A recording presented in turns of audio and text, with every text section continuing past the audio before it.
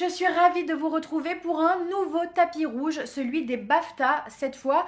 Je vous avais prévenu dans la dernière vidéo, en ce moment on est servi en termes de tapis rouge, de défilé, de Fashion Week. Il y a plein de choses à voir et on a plein de choses à se dire.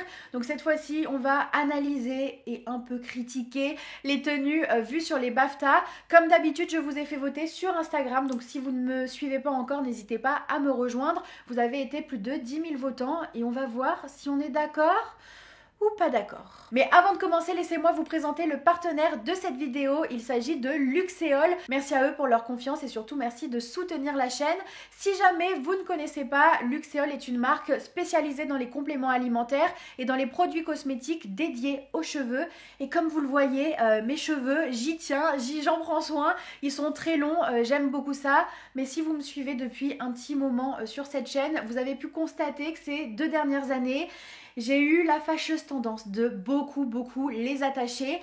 Vraiment, c'était pratiquement au quotidien et malheureusement, ça les a beaucoup fragilisés, notamment sur les petites mèches de devant, sur le dessus. Ça les a cassés au niveau de la queue de cheval, du chouchou. Et du coup, je voulais un petit peu leur donner un coup de boost. Et c'est pour ça que j'ai opté pour Luxéol. Sur leur site, vous retrouverez une large gamme de produits qui correspondent à diverses problématiques. Moi, comme je veux activer la pousse de mes cheveux tout cassés, j'ai opté pour la gamme croissance, sachant que si vous utilisez la gamme complète, vous pouvez gagner jusqu'à 6 cm en 3 mois. Et bien évidemment, c'est testé et approuvé. Donc de mon côté, j'utilise d'abord le shampoing lorsque je me lave les cheveux, donc environ 2 à 3 fois par semaine, que je viens mettre et vraiment masser en racine pour activer au maximum la pousse du cheveu. Ensuite, lorsque j'ai fini ma routine cheveux dans la douche, lorsque je suis en train de me les essorer, je viens mettre le conditionneur. Donc j'en mets dans mes mains et je viens vraiment l'appliquer sur toutes les longueurs. Et avec le produit qui me reste un peu dans les mains, je viens pareil le mettre en racine. Comme ça, il y en a quand même un petit peu partout. Et tous les jours ensuite, je viens mettre le soir le sérum vraiment sur la racine qui va vraiment permettre encore une fois d'accélérer la croissance et la pousse des cheveux. Combiné à toute cette routine, je viens prendre des compléments alimentaires. Donc moi, je les ai pris sous forme de gummies, mais vous avez aussi la possibilité de prendre des gélules. Comme vous le voyez, j'ai bien entamé ma petite cure. Il s'agit d'une cure d'1 mois qui va venir favoriser la pousse, la croissance des cheveux, mais également la fortification et puis de manière générale l'état des cheveux, notamment grâce à la prêle des champs, le cuivre ou le zinc qui est contenu à l'intérieur. Ça agit également sur les ongles, donc ça c'est plutôt cool. Et il faut prendre 2 gummies par jour. C'est aromatisé à la framboise, mais c'est sans sucre, si jamais ça vous inquiète. Je vous mettrai une petite vidéo. Là, en 1 mois, ça a déjà pas mal poussé. Donc, je suis vraiment contente. Ça fait un petit moment que j'utilise ces produits et je vous les recommande à 1000%. Bien évidemment, je vous mets tout ce qu'il faut savoir en barre d'infos. Vous avez le lien. Et surtout, vous avez 30% de réduction grâce à mon code CharlotteP30. Donc, n'hésitez pas à vous en servir si jamais vous vouliez tester ou si jamais vous étiez déjà convaincu et que vous aviez envie de renouveler l'expérience. En tout cas, moi, je vous conseille ça. Et puis, écoutez, on va passer à la Fashion Police et on va de ce pas voir tout ce que les stars nous ont proposé sur ce tapis rouge. Commençons avec Pamela Anderson qui est venue dans une robe Jacquemus, une robe blanche qui je trouve lui va à merveille. J'aime énormément l'effet un peu drapé sur son corps avec ce décolleté qui est croisé et qui la met vraiment en valeur. Ça met ses épaules en avant avec en plus le petit collier en diamant. Je trouve ça réussi aussi que le drapé au niveau de ses jambes vient vraiment comme un arrondi. Ça accompagne hyper bien sa silhouette et le fait que la robe également soit coupée à la cheville pour laisser voir l'escarpin, je trouve ça, vous le savez, particulièrement chic et glamour. Là, mon petit bémol, mon petit regret, c'est vraiment justement sur le choix des chaussures qui aurait mérité d'être un peu plus contrastant, d'avoir une valeur ajoutée. Là, le fait que l'escarpin soit blanc avec la robe blanche, ça se fond un peu et au final, justement, ça ne met pas forcément en valeur le fait que la robe soit bien coupée, bien taillée, ça ne met pas en valeur les drapés. Un petit escarpin argenté avec des petits diamants, des petits brillants ou quelque chose d'un peu plus bijou aurait vraiment aidé à apporter de la puissance à la silhouette au global, surtout que comme elle vient avec un make-up, no make-up, hyper naturel, que la robe en plus est blanche, il y a quelque chose de très pur et je pense que ça méritait d'un petit peu plus de contraste. Par contre, j'aime énormément la traîne et vraiment je trouve que la proposition globale est assez réussie, assez bien exécutée. C'est léger, c'est en même temps chic. Pour Cannes par exemple, ça aurait été vraiment le top du top. Là, je reste légèrement sur ma faim, mais quand même, bonne proposition. De votre côté, je suis assez étonnée. Vous avez été seulement 57% à la mettre dans un top.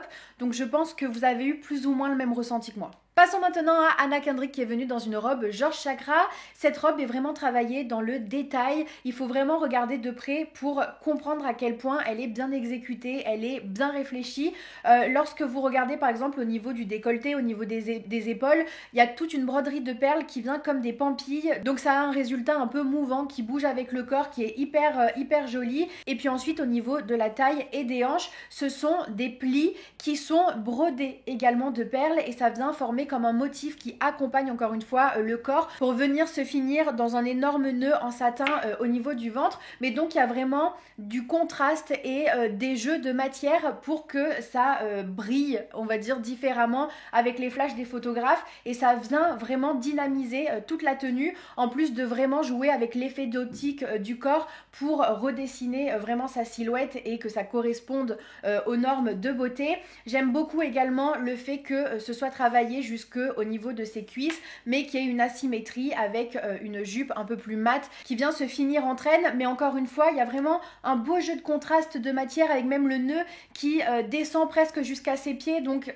pareil, ça fait un petit contraste avec la matière un peu plus mate de la jupe. Vraiment, je trouve le tout très bien travaillé, très bien réfléchi. Bien évidemment que le résultat reste relativement simple, mais c'est chic, ça correspond totalement à ce tapis rouge, ça lui va bien et moi j'aime beaucoup. Passons maintenant à Ariana Grande qui est venue dans une robe Louis Vuitton qui, je sais, n'a pas tellement fait l'unanimité au vu des messages privés que vous m'avez envoyés et même de toute façon dans vos votes vous avez été 62% à la mettre dans un top, ce qui est pas mal mais c'est pas exceptionnel non plus. Globalement, je trouve la proposition intéressante, mais je pense que ce qui vous a le plus dérangé, c'est vraiment le volume de la jupe qui est relativement inédit. À la fois, le volume peut faire penser à une fleur, en plus avec cette couleur rose un peu saumon que personnellement je n'apprécie pas tant, mais qui ne me dérange pas plus que ça. Ça va bien avec le personnage d'Ariana Grande et en plus ça va bien avec toute la promotion de son dernier film. Donc, why not? C'est une couleur un peu princesse et ça va bien avec, comme je vous le disais, cet effet un peu floral, mais à la fois la jupe est travaillée avec un étage et cet étage est un peu abrupt. Donc certes niveau mode c'est intéressant, ça change un petit peu de ce qu'on voit d'ordinaire et j'aime bien ça.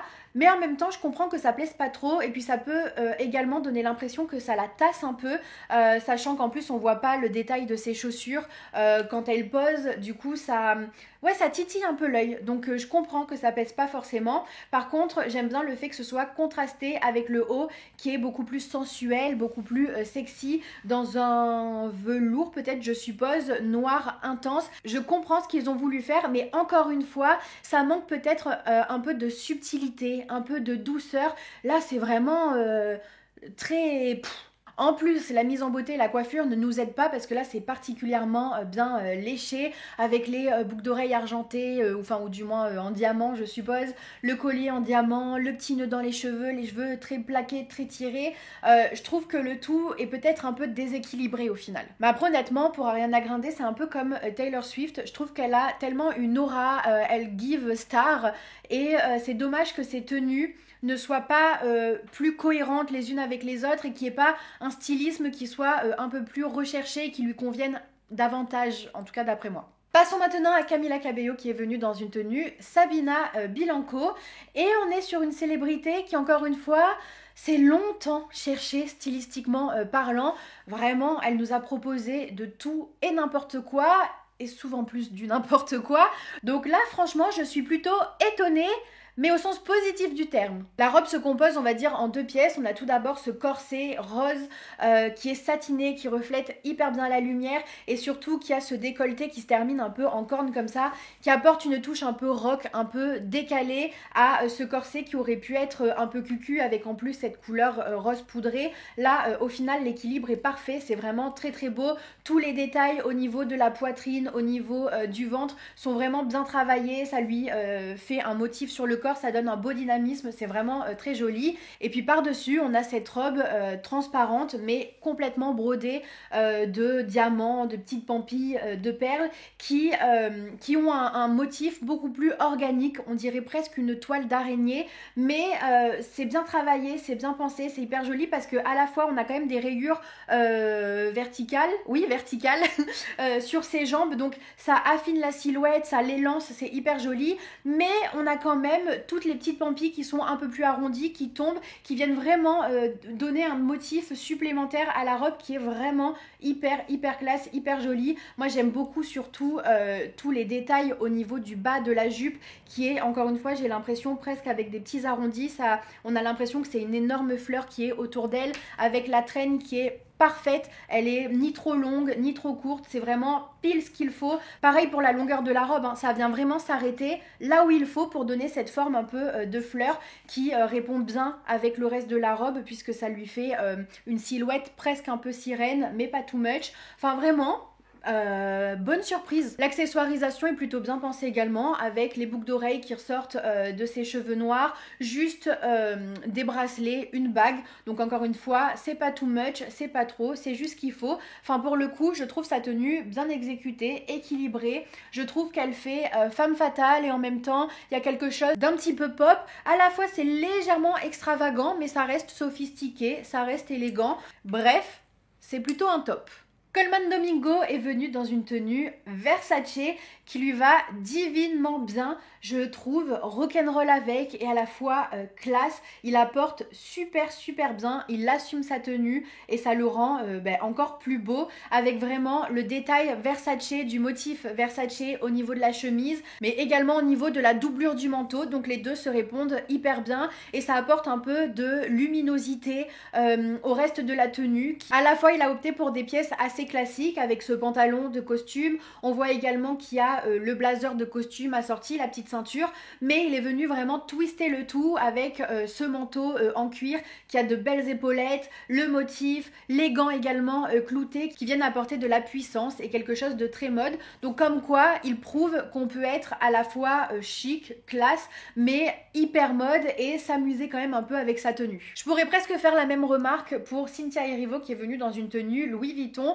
une tenue qui a plein de codes hyper classiques, du blanc, de la dentelle, une robe coupée au niveau de ses chevilles avec un escarpin un peu babies, mais avec un volume rigide au niveau de sa poitrine qui vient faire toute l'originalité de la tenue, qui vient titiller l'œil. Ce qui est intéressant en réalité, c'est que chez les femmes, souvent, le poitrail est mis en avant avec le décolleté, les épaules sont souvent mis en avant également, et même vous savez que moi j'ai tendance à apprécier quand justement ça leur fait un beau port de tête, qu'on voit les épaules, la poitrine, etc. Et là ils ont pris le contre-pied et ils ont caché justement toute cette partie qui peut être vue comme très sensuelle, mais comme c'est un peu transparent et que c'est rigide selon comment elle bouge, ça laisse entrevoir, on va dire, cette partie-là de son corps. Donc c'est ça qui est bien réfléchi et je reconnais du coup que c'est hyper intéressant d'avoir ce style de tenue, d'avoir ce style de proposition, même si c'est pas spécialement à mon goût. C'est vrai qu'il y a quelque chose de très carré et un peu abrupt encore une fois dans la silhouette qui nous est proposée. Peut-être qu'aussi une accessoirisation un peu plus imposante, ça aurait aidé à contraster, ça aurait apporté un peu plus de puissance. Même pour le choix des chaussures, ils auraient peut-être pu opter pour quelque chose d'un peu plus bijou. Donc bref, vous avez compris, je suis pas fan de la tenue, c'est pas vraiment à mon goût, ça me déplaît un peu, mais en même temps, si je suis objective, je reconnais que le fait d'avoir pris le contre-pied par rapport à ce qui est proposé habituellement, bah c'est pas plus mal. De votre côté, c'est encore un top puisque vous avez été 64% à la mettre dans un top. C'est plus qu'Ariana Grande par exemple, donc on peut dire que vous avez été assez convaincu. Passons maintenant à Demi Moore qui est venue dans une robe Alexander McQueen. En termes de forme, c'est assez répétitif, ce sont des formes assez ordinaires, assez classiques. En même temps, c'est parce que ça s'y prête bien pour ce type de tapis rouge. Donc là, on a une robe dans une coupe droite avec une traîne qui part de la taille du fessier et qui vient vraiment comme une cape derrière. J'aime beaucoup ce type de traîne parce que ça permet d'avoir un empiècement qui contraste un peu avec la jupe. Ici, c'est bien exécuté, c'est bien taillé, même au niveau de ses pieds, ça arrive tout pile comme il faut. Voilà, on voit que c'est hyper bien fait pour elle. Ce qui va vraiment venir faire la différence, c'est le motif entièrement brodé de cristaux, de perles, qui est hyper graphique, très architectural et qui donne l'impression qu'elle porte comme des vitraux. Je trouve que le rendu est hyper luxueux. J'aime beaucoup les couleurs utilisées qui permettent d'avoir un beau contraste avec la majorité de la robe qui est assez grise, même un peu rouge, mais toujours un peu dans le même ton. Et puis des couleurs bleues, vert, jaune, rouge qui ressortent un peu plus, qui sont un peu plus vibrantes, un peu plus saturées et qui vraiment donnent un superbe motif, une super dynamique à la robe dans son entièreté. La robe devient un bijou à part entière, elle est vraiment somptueuse avec. Je trouve que c'est moderne, c'est dans l'air du temps. À la fois, c'est sobre, mais il y a une vraie valeur ajoutée, il y a un vrai travail au niveau de la robe et vraiment, je suis entièrement convaincue. Sur Instagram, vous avez été vous aussi convaincu puisque vous l'avez mis dans un top à 73%. Pour l'instant, c'est votre top. On passe à une proposition qui nous a un peu plus fâchés.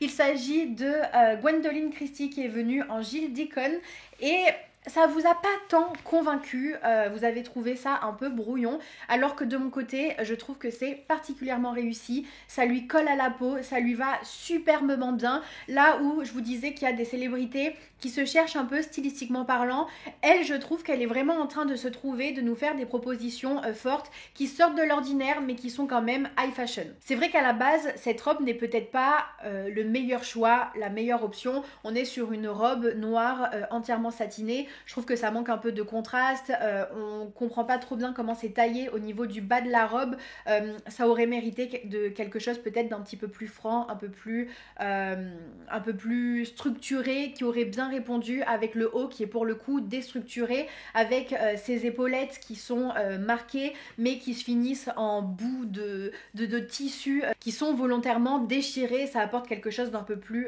chaotique on va dire à cette proposition, mais le fait qu'elle ait vraiment une coiffure qui vient se fondre et je trouve qu'au final la proposition est à la fois punk mais tout de même sophistiquée, qu'ils ont trouvé un juste équilibre. Alors oui, il pourrait aller encore plus loin, faire des propositions encore plus fortes, mais j'ai quand même vraiment l'impression qu'elle est en train de trouver une esthétique qui lui correspond vraiment et qui lui permette de vraiment s'affirmer. Passons maintenant à Kelly Rutherford qui est venue dans une tenue Roberoon et je trouve que cette proposition est particulièrement audacieuse, particulièrement intelligente. La robe est super bien construite, super bien pensée. En même temps, Roberoon est vraiment exceptionnel dans le genre qu'il propose.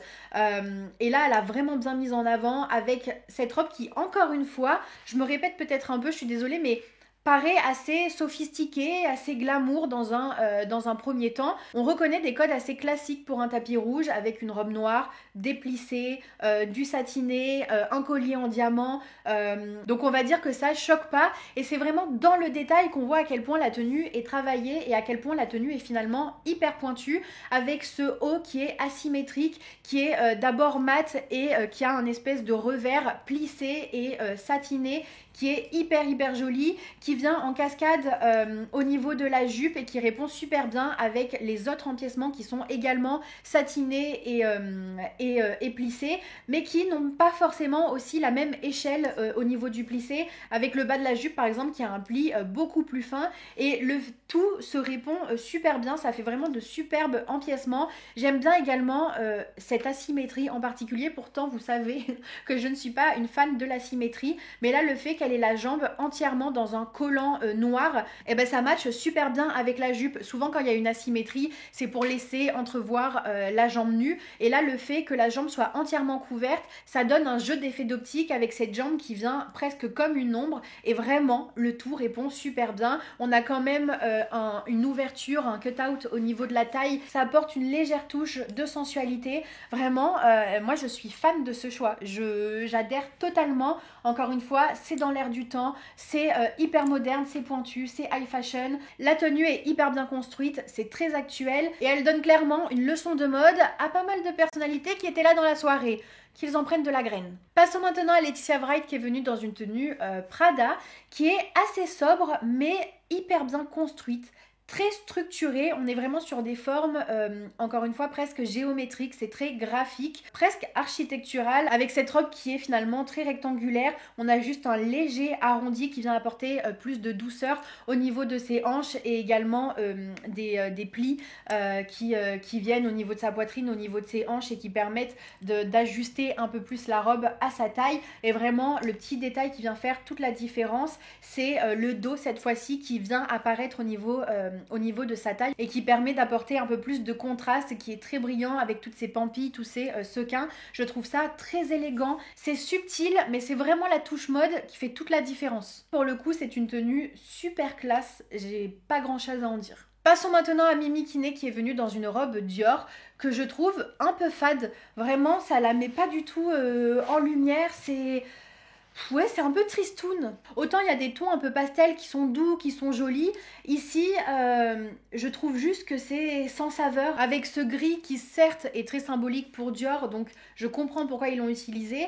Mais c'est surtout ce jaune qui vraiment n'est pas lumineux et du coup je trouve que la proposition est assez terne. Après, ce qui vient vraiment sauver le tout, c'est le jeu de matière avec toutes ces dentelles différentes qui sont utilisées et qui cohabitent hyper bien les unes avec les autres. Si vous regardez bien au niveau du top, par exemple, la dentelle rappelle un thème un peu océanique avec des étoiles de mer. On a un coquillage aussi qui vient au niveau de son ventre. C'est très subtil, mais c'est plutôt sympa. Et sur le bas, après, ça vient comme des petites fleurs et ça contraste avec le plastron qui est un peu plus gros au milieu, donc il y a vraiment un jeu sur les échelles de dentelle. Ça permet vraiment d'apporter du dynamisme, surtout qu'ils ont également travaillé sur le côté plus géométrique avec ces lignes horizontales et verticales au niveau de la jupe qui viennent contraster avec le top qui du coup a un motif beaucoup plus organique. Donc les deux répondent bien, c'est vraiment sympa. Le fait que le bustier vienne également avec ces petites cornes là, ces petites piques, moi c'est une forme que j'aime beaucoup, ça lui va divinement bien. Et puis même les petits dessins que ça forme avec la dentelle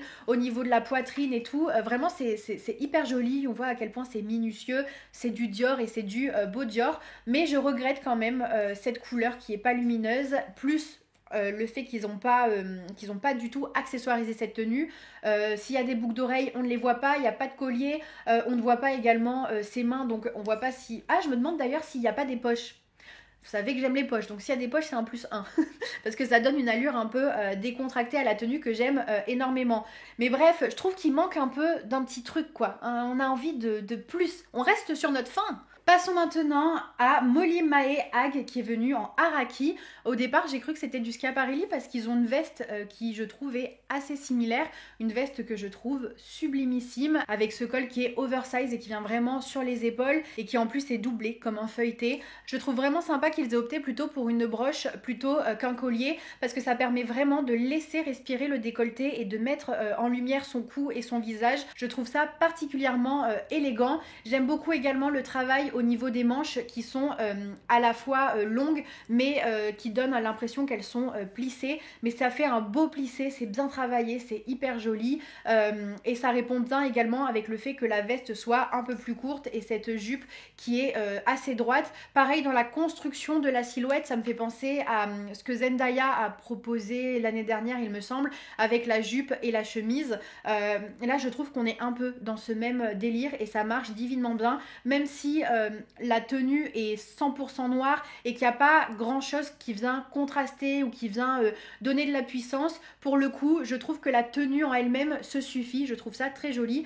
Peut-être qu'une petite paire de boucles d'oreilles aurait été sympa, mais globalement je trouve que c'est bien réfléchi. Ensuite on peut parler de Nico Parker qui est venu en Chanel, une tenue Chanel que j'aime bien. Est-ce qu'on n'aurait pas pour la première fois une tenue Chanel qui est plutôt sympa pour un tapis rouge ? J'ai l'impression que oui.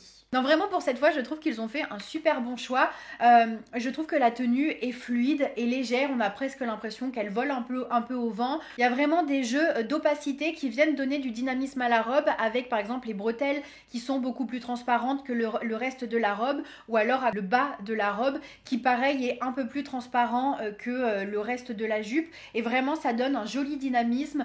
On voit à quel point toutes ces broderies sont subtiles, sont délicates, ça donne tellement une vibe haute couture. D'ailleurs, je pense pas que ce soit de la haute couture, en tout cas c'est pas marqué, mais On voit que c'est hyper bien travaillé, c'est beau, quoi. On a envie d'aller voir ça de près. Pareil pour le décolleté qui vient comme un bijou argenté là en diamant au niveau de la poitrine. C'est vraiment délicat, c'est subtil, c'est frais, c'est léger et en même temps ça reste hyper classe et hyper élégant pour ce red carpet, avec en plus les escarpins qui sont simples mais qui sont ultra efficaces et comme la robe est un peu plus transparente au niveau de la cheville, je trouve que le rendu est ultra gracieux. On va maintenant parler de Selena Gomez, qui est peut-être la personnalité qui s'est le plus fait remarquer sur ce tapis rouge, puisqu'elle était dans une robe Schiaparelli qui, excusez-moi, est éblouissante. Il me semble que ça fait une petite année que Selena Gomez est beaucoup plus à l'aise avec son style et qu'elle nous fait des propositions qui sont à chaque fois de plus en plus cohérentes les unes avec les autres.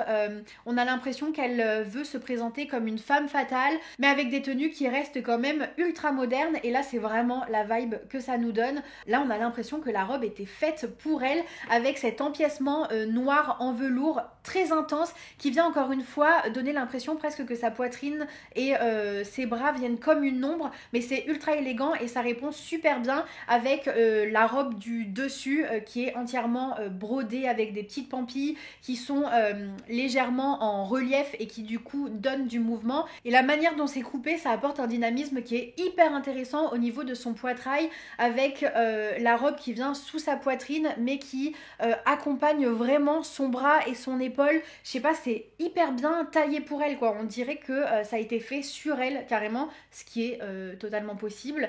Ça met en lumière ses épaules et encore une fois le fait que l'empiècement au niveau de sa poitrine soit dans un noir intense en velours, c'est hyper sensuel et ça contraste super bien avec le reste. Si vous regardez bien, il y a également un jeu de densité au niveau des broderies et des pampilles, avec des broderies qui sont plus fournies au niveau du haut de sa taille et de moins en moins de broderies sur le bas, ou du moins pas faites avec exactement les mêmes pampilles, et du coup on a l'impression que ça vient comme une pluie de diamants sur son corps. C'est ultra élégant. La robe est bien taillée même au niveau de ses pieds, ça arrive tout pile sur le sol, c'est très joli. Enfin, vraiment, je trouve que le tout est bien pensé. J'ai l'impression de me répéter, mais c'est moderne, c'est sophistiqué. À la fois, c'est dans l'air du temps, mais ça reste assez peps. La proposition en elle-même est très harmonieuse.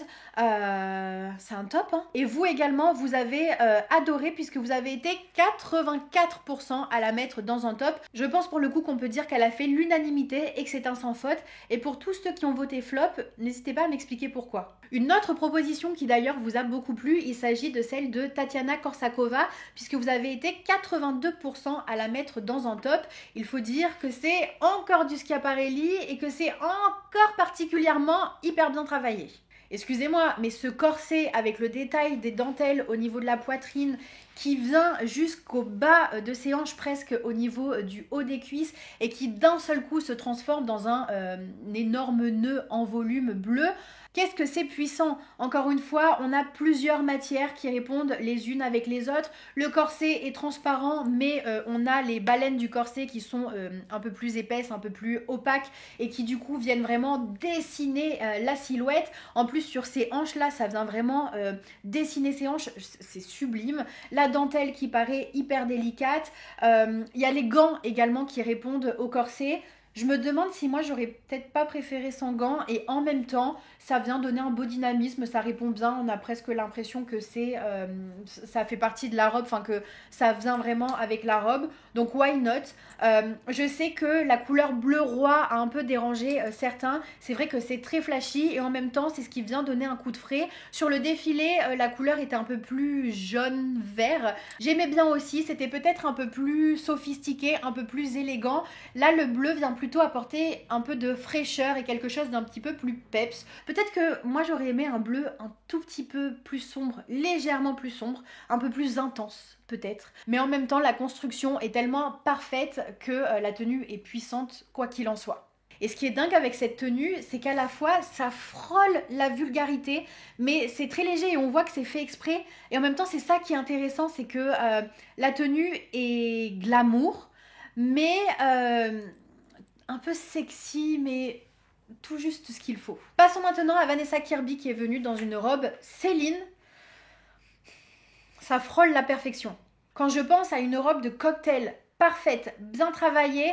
Clairement, j'ai ce genre de robe en tête. Ça peut paraître simple puisqu'on est sur une robe noire, mais ce qui fait que la robe est très efficace et qu'elle a ce truc mode en plus, c'est vraiment le volume au niveau du top qui est magnifique, qui vient vraiment s'enrouler tout autour d'elle et qui apporte de la lumière au niveau de son visage, au niveau de ses épaules. Et ce qui fait que c'est une bonne tenue également, c'est que le reste de la robe est très bien exécuté, c'est hyper bien taillé pour elle, il n'y a pas un mauvais pli, il n'y a pas un seul problème dans la coupe, même la fente arrive tout pile au niveau du milieu de sa cuisse, même un petit peu plus haut. Tout est bien réfléchi, tout est bien travaillé, c'est vraiment parfait. Il n'y a pas d'autre mot. Vanessa Williams, elle est venue dans une robe Pamela Roland, qui malheureusement n'est pas folichon. C'est le mot folichon qui m'est sorti en premier et finalement ça va bien avec cette tenue qui est un peu mémérisante. Moi qui adore le vert, c'est ma couleur préférée, là je trouve que c'est un vert qui est pas super moderne, on n'est pas dans la pointe de la mode, de la tendance, même si on voit qu'ils ont voulu faire un jeu sur les textures, sur les matières, on a l'impression que les matières sont pas dingues, le bas se plie un petit peu, donc je suppose que quand elle est venue, elle était peut-être assise dans une voiture ou quoi que ce soit, mais du coup ça a marqué les plis au niveau de ses jambes et ça casse un peu la dynamique de cette jupe qui est très droite. Concernant le top, on a l'impression que c'est fait comme dans un organza, je suppose, de soie, mais qui en tout cas en photo ne rend pas super bien, ça fait presque un peu cheap avec cette ceinture en plus qui n'aide pas, qui donne l'impression de sortir tout droit des années 2000. La coupe pareil est un peu has-been, un peu passée, autant j'aime bien le volume au niveau des manches, je trouve ça assez élégant, pareil pour la toute petite traîne de la jupe, je trouve qu'elle est assez bien coupée, assez bien taillée, mais alors je suis archi pas fan de ce nœud plaqué au niveau de son cou. À la limite, est-ce que ça aurait pas été plus joli d'assumer un énorme nœud en volume? Bon, je suis même pas sûre, hein, mais bon, je pense que la mise en beauté aide pas non plus avec ce gros chignon qui, pareil, n'est pas ultra moderne. Bref, je pense qu'elle est passée à côté. C'est pas une mauvaise tenue en soi, mais vraiment on pouvait espérer beaucoup mieux. Et puis finissons avec Zoé Saldana qui est venue dans une tenue Saint-Laurent qui est très efficace, encore une fois. J'aime beaucoup la matière sur le bas, cette dentelle qui laisse entrevoir sa peau, mais pas trop. En plus, quand on est sur une dentelle noire, ça permet de rééquilibrer directement le tout et d'avoir quelque chose d'assez sobre, d'assez chic. J'aime beaucoup le volume également qui vient tout autour de son corps et qui est remonté sur le derrière et qui par contre est abaissé au niveau du décolleté, mais ça permet vraiment de mettre en lumière pour le coup ses épaules. On a l'impression que son buste sort encore une fois comme une sculpture un peu. C'est vraiment très élégant, c'est très efficace.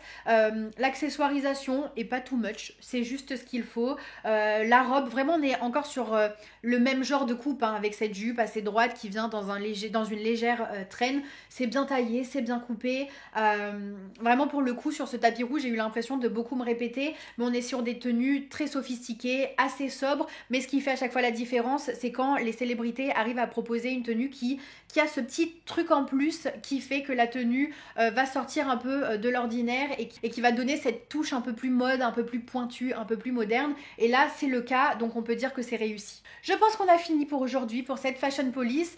Comme vous l'avez vu, il n'y a pas vraiment eu de tenue ultra mémorable, il y a eu de bonnes tenues, même globalement tout ce tapis rouge était assez bon, il n'y a pas eu vraiment de fashion faux pas ou de personnalité qui s'est vraiment loupée, mais il n'y a personne qui non plus est sorti totalement du lot. C'est pas là où les célébrités cherchent vraiment à s'amuser et à sortir du lot, mais écoutez, c'était sympa, j'ai pris du plaisir à regarder ce tapis rouge, j'espère que vous aussi. N'hésitez pas à me dire votre avis par commentaire, n'hésitez pas également à me suivre sur mes réseaux sociaux si ce n'est pas encore fait, et puis à vous abonner à cette chaîne si jamais vous ne me suivez pas encore et que mes vidéos vous plaisent. Sur ce, moi je vous fais plein de gros bisous et je vous dis à très très vite pour de prochaines vidéos.